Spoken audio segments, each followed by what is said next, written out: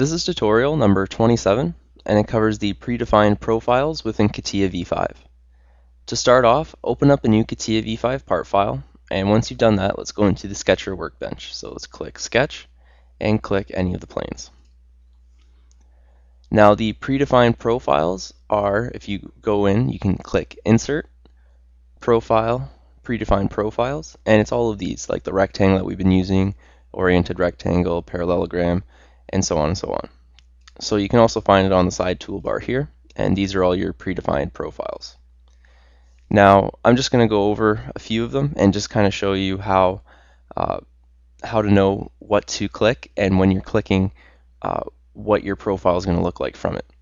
So to start off, we've been using the rectangle the whole time, and we know that the rectangle is like a 2-click job. Now if you look at all of these guys, each one of them, you can see how many clicks. So each point that they show is how many clicks you're going to make. So let's try to do an oriented rectangle. So let's click it, and let's start at the origin. So it's 1 click, another click to define the length there, and another click for the width. And we've created our rectangle. Now to do the parallelogram, it's exactly the same thing. So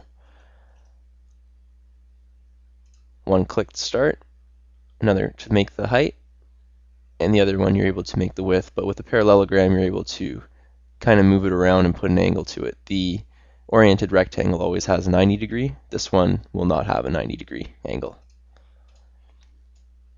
And then there's other ones in here too, such as the keyhole and whatnot.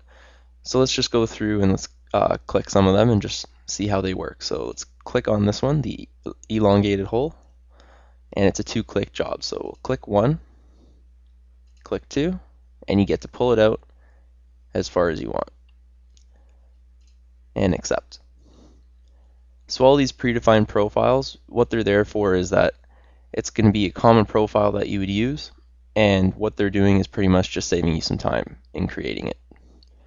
So like this profile here, the elongated hole that we just made, I'll show you how I would make it and just how this really saves you a step. So to do it, what you'd have to do is make a rectangle,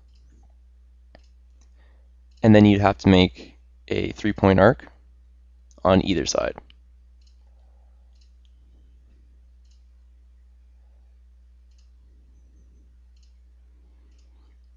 And then you'd have to delete each of these lines, and then you'd have the same thing.